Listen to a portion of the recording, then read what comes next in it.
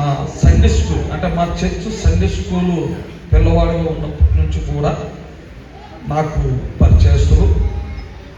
వారు తాతగారు అంటే లాజర్ గారని, అంటే వారి అమ్మగారి యొక్క తండ్రి, ఆయన పేరు లాజర్ అని పెట్టాం. ఆయన పేరు కోడ మెస్సర్, పాత పేరు. ఆయన ఒకసారి మరి ఆ పెద్ద హాస్పిటల్లో చనిపోయినప్పుడు మేము విలియం మెరిన్ బ్రెన్హమ్ గారి యొక్క వర్తమానాలు చదువుతూ ఉంటాం. ఈ కాలంలో పంపబడిన దేవుని దూత అని మేము నమ్ముతూ ఉన్నాం. 10వ అధ్యాయము ప్రకటనలో 10:7 ప్రకారంగా, అలాగే మలాకీలో 4వ అధ్యాయం 5-6 వచనాల్లో రాయబడిన పిల్లల హృదయంలో తండ్రుల పుట్టినప్పుడు ప్రవక్త ఏలియాను పంపుదరని చెప్పబడిన ఆ వాక్యము అతను ప్రసంగం చేసినటువంటి ఎక్కడ అమెరికాలో ప్రసంగం చేసినటువంటి ఆ ప్రసంగం యొక్క పుస్తకం నా దగ్గర ఉన్నప్పుడు అది మేము ఎందుకో చదువుకుంటున్నాం, అది బయటికి చదువుతున్నప్పుడు చనిపోయినటువంటి వారి తాతగారు బ్రతుకుడు జరిగింది. హల్లెలూయా. మరి దానికి సాక్షులు ఎవరు అలానంటే ఇక్కడ కూర్చున్నటువంటి వారు సైసకం జనం ఉన్నారు. వారి యొక్క అమ్మమ్మ గారు కూడా ఇక్కడ ఉన్నారు, ఆశీర్వాదమ్మ. మరి వారి యొక్క మావయ్యలు కూడా ఇక్కడ ఉన్నారు. మరి వారే సాక్షి. దేవుడు మీరు దీవించుగాక, మీరు అందరినీ కూడా దేవుడు దీవించుగాక. చాలామందికి నేను ఈ బందరు మచిలీపట్నం తీర ప్రాంతాల్లో ఉన్నటువంటి వారందరికీ కూడా నేను పరిచయిస్తున్నాయి. అయితే ఈ యొక్క వాక్యంలో అనేక 3 చోట్ల ఉన్నటువంటి రాయబడిన వాక్యాలు మనం విన్నాం. అయితే మొట్టమొదటిగా ఈయన ఒక ఇంటోని చేస్తున్నామని మా వాళ్ళు ఎప్పుడు కూడా అంటూ ఉంటారు. ఎందుకంటే ఒక గృహం కడుతున్నాము, దాని యొక్క అర్థం ఏమిటి అలా అని చెప్పేస్తానంటే, ఒక ఇల్లు కట్టుటకు వారికి అప్పగించుటకు ఈ దినమున మనము అప్పు చెప్తున్నాం, ఒక ఇంటోని చేస్తున్నామని అంటారు. అయితే వారు ఒక గృహము కట్టుట కొరకు ఈ స్థలంలో మరి సేవకులు ఈ స్థలంలో కూర్చున్నట్లుగా మనం చూస్తూ ఉన్నాం. అయితే ఇల్లుకి ఎలా కట్టాలి అన్నటువంటి విషయంలో ప్రోత్సాహకరంగా కొన్ని విషయాలు నేను జ్ఞాపకం చేస్తాను. అయితే ఇక్కడ ఏమిటి అలా అని చెప్పేసారా అంటే, యోహాను సువార్త 3వ అధ్యాయంలో నికోదేము అన్నటువంటి ఆయన యేసు ప్రభువు దగ్గరికి వచ్చి నిత్య జీవం కొరకు అడుగుతాను. అంటే అప్పుడు యేసు ప్రభువు చెప్పింది ఏమిటంటే, నీవు తప్పగా తిరిగి జన్మించాలని చెప్పారు. హల్లెలూయా. అంటే ఇక్కడ నీవు తప్పగా అంటే కొంతమంది జన్మించవచ్చు. ఆయన ఒక అధికారి అని అక్కడ రాయబడి ఉంది. ఒక సమాజ మందిరకు అధికారి, అన్నీ తెలిసినటువంటి వాడు. ఆయన నిత్య జీవం కొరకు అడిగినప్పుడు యేసు ప్రభువారు నీవు తప్పగా తిరిగి జన్మించాలి అన్నటువంటి విషయము బహుశా ఆ అధికారికే కాదు, ఇక్కడ కూర్చున్నటువంటి ఇద్దరికి కూడా ఆ వాక్యం వర్తిస్తున్నాను అని చెప్పేసి నేను నమ్ముతున్నాను. తిరిగి జన్మించాలి అంటే ఇంత పెద్దవాడైనటువంటి నేను మరలా తల్లి గర్భంలోనికి వెళ్ళి ఎలాగూ నేను తిరిగి జన్మించగలను అని ఒక ప్రశ్న అక్కడ మనం చూస్తాం. ఈ బిడ్డలు కూడా తిరిగి జన్మించినట్లయితే పుట్టినప్పుడు సరిత పుట్టినప్పుడు వారి తల్లి గుర్తించింది, వారి యొక్క తండ్రి గుర్తించుంటారు. ఒకవేళ పుట్టక ముందు తల్లి చూసిందా? పుట్టక ముందు సరిత పుట్టక ముందు, లోక జోసఫ్ పుట్టక ముందు తల్లి చూసుకుంటున్నా? లేదు. పుట్టిన తర్వాత చూసినట్లుగా మనం గమనిస్తాం. అలాగే దేవుని యొక్క ఆత్మ ద్వారా వీరిద్దరూ కూడా తిరిగి జన్మించినట్లయితే క్రీస్తులో వీరు భాగమవుతారు. హల్లెలూయా. ఈ పెళ్లిళ్ళు కూడా మనం చూసినప్పుడు ఒక పెళ్లిని మనకు గుర్తు తెస్తూ ఉంటుంది. ఎవరి పెళ్లి ఎలా అని చెప్పేస్తానంటే, మన ప్రభువైన యేసు క్రీస్తు వరుడు, ఈ భూమి మీద ఉన్నటువంటి తన యొక్క వధువు, మనం నమ్ముతున్నప్పుడు, మనం విశ్వసిస్తున్నప్పుడు, నమ్మి బాప్తిసం పొందినప్పుడు, ఆ ప్రమాణములకు మనం ఒప్పుకొనుచున్నప్పుడు ఆ ఐక్యత కూర్చి మనం వింటూ ఉంటాం. అలాగే వీరిద్దరు కూడా ప్రమాణం చేస్తూ ఉన్నప్పుడు వీరిద్దరి యొక్క ఐక్యత మన ముందు, దేవుని ముందు ఒప్పుకొనుచున్నప్పుడు వీరి యొక్క ఐక్యతను మేము చూస్తూ ఉంటాం, మనం చూస్తూ ఉంటాం. కృపారం ఈ పిల్లోడిని కొంచెం కృపారం ఉన్నాడు, చాలా స్పీడ్గా ఉన్నాడు. కొంచెం కృపారం ఎక్కడున్నాడు చూడండి. ప్రసాద్, కోడ ప్రసాద్, పిల్లలు కొంచెం కంట్రోల్ చేయాలి. బాబు కృపారం వాళ్ళ అబ్బాయి, అదిగో కలజో, అదిగో మాట చూడమ్మా, చూడు చాలా బిలీపాల్, లాజర్, ఈయన ఒకరు వస్తున్నారు. సరే సరే పర్లేదు, అంటే ఏమీ లేదు, కంట్రోల్ చేయమన్నా. అయితే ఇక్కడ మీరు చూసినట్లయితే నూతన జన్మ కొరకు మనము అడుగుతున్నాం. వారు పుట్టిన తరువాతే సరితను వారి తల్లి చూసుంటుంది, అలాగే జోసఫ్ వారి తల్లి చూసుంటుంది. ఏ విధముగా అయితే పుట్టిన తర్వాత తల్లి గుర్తించి ఉన్నదో, లేక తల్లిని చూసి ఉన్నదో, ఒకవేళ ఆ ఉయ్యాల్లో ఆ సరిత ఉన్నప్పుడు బట్టలు ఉదుక్కుంటున్నటువంటి తల్లి, బిడ్డ కేక పెడితే ఆ బట్టలు ఉదుక్కోవడం కానీ, వంట చేసుకోవడం కానీ, లేక బయట ఏ పని చేసుకున్నా బిడ్డ కేక వేసిన వెంటనే ఆ తల్లి దగ్గరకు పరిగెత్తుకొని వెళ్ళి ఉయ్యాల్లో ఉన్నటువంటి సరితను ఎత్తుకొని తన యొక్క ఆకలిని తీర్చుతుంది. అవునా కాదా? ఆమె హల్లెలూయా. అలాగే నూతన జన్మం ఒక క్రైస్తవుడు పొందినట్లయితే,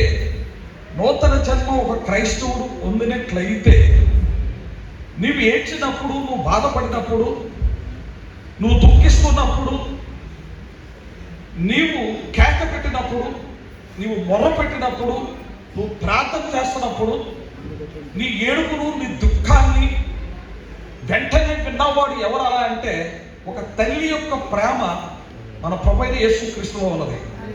హల్లెలూయా. వెంటనే రంగం మీదకు వచ్చి పరిస్థితులన్నింటినీ కూడా తారుమారు చేయగలడు మన ప్రభువు అని నేను మీకు తెలియజేస్తూ ఉన్నాను.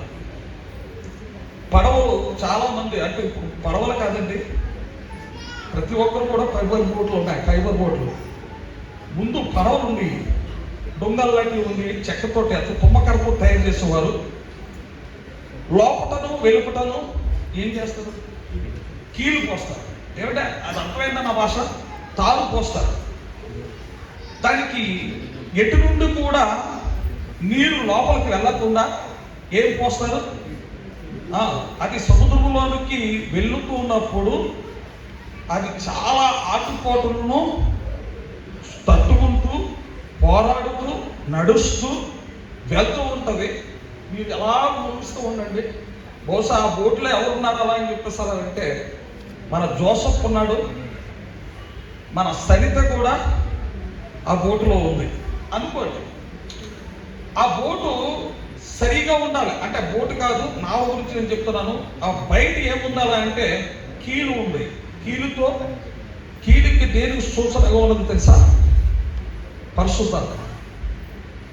పరిశుద్ధాత్మతో చేయబడినటువంటి గృహముగా ఉండాలని నేను ఇష్టపడుతూ ఉన్నాను. కీలి పోసి అది భద్రతను చేకూరుస్తూ ఉంది. మూస పుట్టినప్పుడు జబ్బు పెట్టిలో పెట్టినప్పుడు లోపల బయట ఏముంది?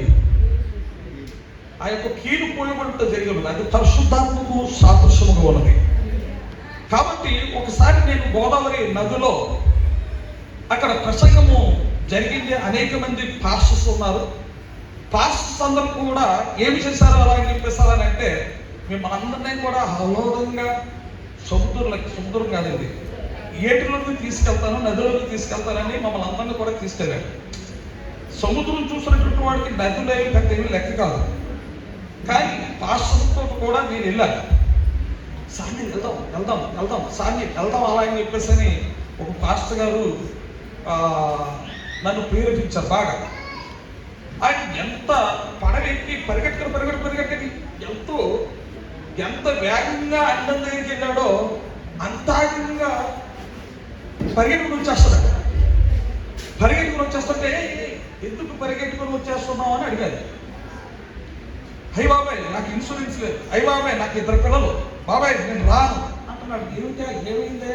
ఏమైంది అని చెప్పేసి మేమందరం కూడా వెళ్ళి చూసినప్పుడు మట్టితో, దేనితో, మట్టితో కన్నాన్ని మోపుతున్నాడు. ఎవరు? ఆ పడవ నావికుడు. అది చూసి మట్టితో అది ఆగుతుందా? చెప్పండి, మట్టి కాపాడుతుందా? సరైనటువంటి లోపలికి వెళ్ళిన తర్వాత కొంచెం ఆటుపోట్లు స్పీడ్ అవుతూ ఉంటే అది ఆపగలదా? మా ప్రాణాలను రక్షించగలదా? వెంటనే ఇతనికి అర్థమైంది, నాకు ఈత కూడా రావాలని చెప్పేసి పరిగెత్తుకొని నన్ను ఆపత్తు నేను వెళ్ళిపోతాను బాబాయ్ అలా అని చెప్పేసి దిగి వెళ్ళిపోయాడు. హల్లెలూయా. కాబట్టి ఆ యొక్క పడవకి ఏముండాలి? సరైనటువంటి విధంగా ఉండాలి. ఇద్దరు కూడా పరిశుద్ధాత్మను పొందుకోవాలి. ఇద్దరు నూతన జన్మ యొక్క అనుభవం మీరు పొందుకోవాలి. ఈ పడవలో ఎంతమంది ఉన్నారు చెప్పండి? హల్లెలూయా. ఎంతమంది ఉన్నారు చెప్పండి. మీరు చెప్పండి. అందరూ ఫ్రీగా ఉన్నారు కదా. నేను అంటే ఈ ఎంతమంది ఈ నావలో ఉన్నారు? జోసెఫ్ ఉన్నాడు, సరిత ఉంది, అవునా? ఈ జోసెఫ్ సరితతో మరొకరు కూడా అవసరం ఉంది. ఎవరు? మన ప్రభు అయిన యేసుక్రీస్తు. హల్లెలూయా. ఆపదలో ఉన్నప్పుడు, కష్టంలో ఉన్నప్పుడు, ఇటు వచ్చిన పరిస్థితులు వచ్చినప్పుడు, సమస్యలు వచ్చినప్పుడు, ఒత్తిడి వచ్చినప్పుడు నిన్ను ఆదుకునేది ఎవరు? ప్రభు అయిన యేసుక్రీస్తు. హల్లెలూయా. నిన్ను ఆదుకునేది, నిన్ను కాపాడేది జోసెఫ్. అంటే నాకున్నటువంటి విషయం మీకు తెలియజేస్తూ ఉన్నాను. మీ యొక్క ఇల్లు ఎలా ఉండాలి అలా అని చెప్పేసి నేను ఆశపడుతున్నానంటే బండ మీద కట్టినటువంటి ఇల్లులో ఉండాలి. 7వ అధ్యాయము మత్తయి సువార్త 24వ వచనంలో, కాబట్టి ఈ నా మాటలు విని వాటి చెప్పున చేయు ప్రతి వాడును బండ మీద తన ఇల్లు కట్టుకున్న బుద్ధిమంతుని పోలి ఉండును. అర్థమైందా? అంటే ఇక్కడ ఏమని రాయబడి ఉంది? ఈ నా మాటలు విని. ఎవరు మాటలు వినాలా? మీ పడవలో మరొక ఆయన ఉన్నాడని చెప్పాను కదా, ఆయన మాటలు విని వాటి చెప్పున చేయు ప్రతి వాడును బండ మీద తన ఇల్లు కట్టుకున్న బుద్ధిమంతును పోలి ఉండును. వాన కురిసెను, వరదలు వచ్చాను, గాలి విసిరి తన ఇంటి మీద కొట్టాను, కానీ దాని పునాది బండ మీద వేయబడేను. బండ ఎవరు? మన ప్రభువైన యేసుక్రీస్తు. హల్లెలూయా. బండ మీద వేయబడేను కనుక అది పడలేదు. గ్లోరీ. హల్లెలూయా.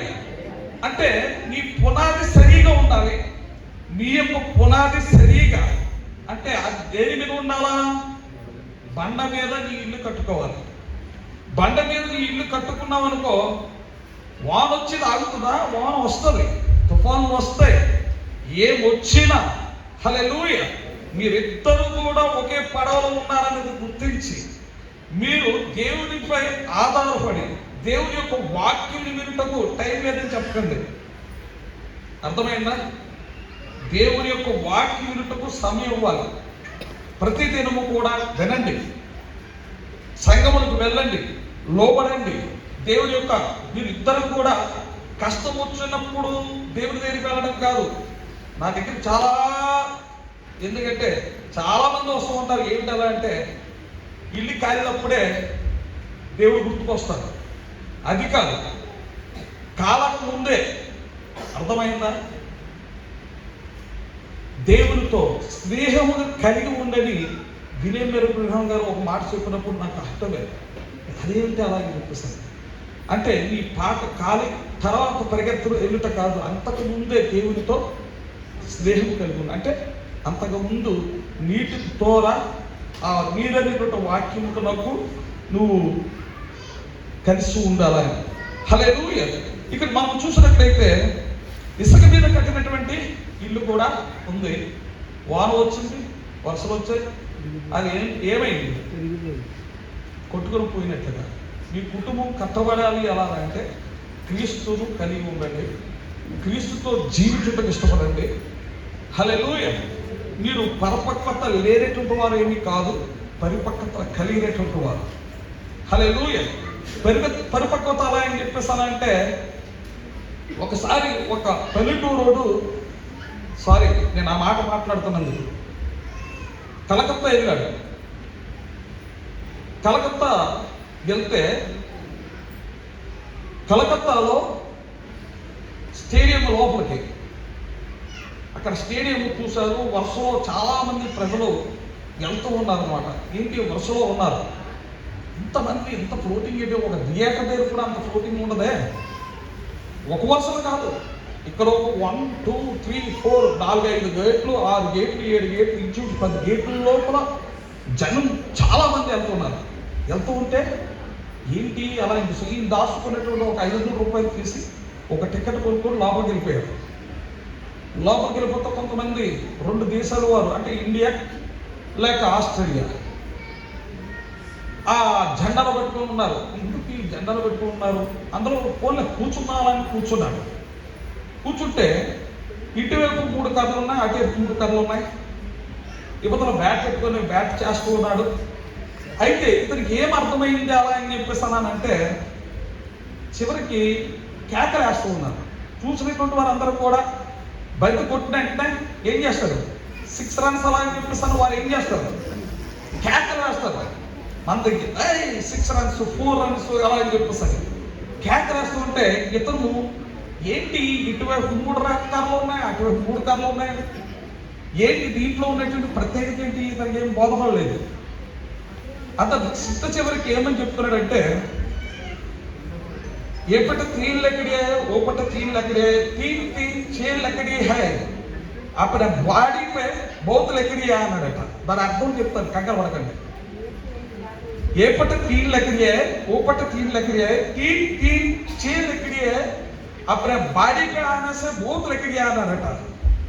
అంటే దాని యొక్క భావన ఏంటంటే, ఇతనికి ఏమీ అర్థం కాలేదు, ఇతనికి అర్థమైంది ఇతనికి చెప్పాడు. ఇటేమో 3 కర్రలు, ఇటేమో 3 కర్రలు, 3 6 కర్రలు చూడడానికి ఎంత జనం వచ్చారా? అందరూ ఏంటి 3 6 కర్రలు చూడడానికి ఎంత జనం వచ్చారా? మా ఊర్లో మా ఇంటికాడ 3 కర్రలు ఉన్నాయని అన్నాడట. అర్థమైందా? వీళ్ళేం పరిపక్వత లేనటువంటి వారు కాదు, కానీ దేవుని యొక్క వాక్యమునకు మీరు నీరు పోయాలని ఎవరు పోసారు చెప్పండి? నీరు ఎవరు పోసారు? ఒంటెలకి పోసినది ఎవరు? రిబ్కా. హల్లెలూయా. పరిశుద్ధాత్మకు నీరు పోయాలి అలాంటే ప్రతి దినము కూడా ప్రార్థన మీ యొక్క వ్యక్తిగతమైనటువంటి జీవితంలో జోసెఫ్కి అలాగే సరితకు ఉండాలి. మిమ్మల్ని దేవుడు దీవించాలని నేను కోరుతూ ఉన్నాను. హల్లెలూయా.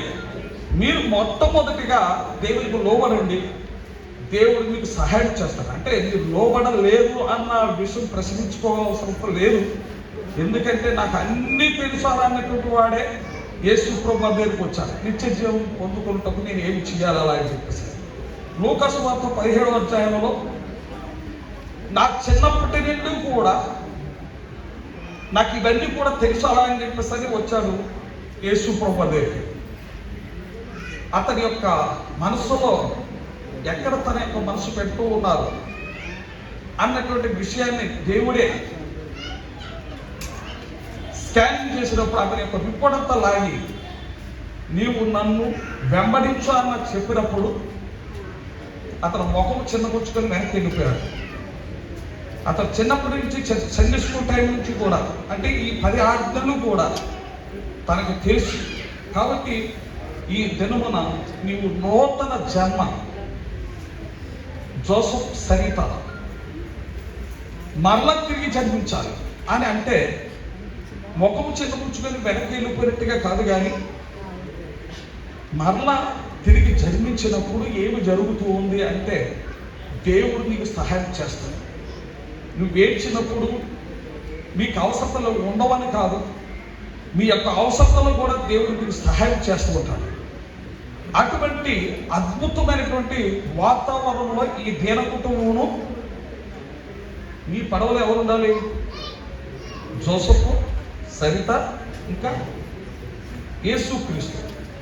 లోపటను వెలుపటను కీలు పోయబడి ఉండాలి, మట్టి కాదు. అర్థమైందా? అది తుఫాన్లకు వెళ్ళాలి, అది భయంకరమైనటువంటి ఆటుపోట్లకు వెళ్ళాలి. ఆ విధముగా మీరు అభివృద్ధి పొందాలని నేను కోరుతూ ఉన్నాను.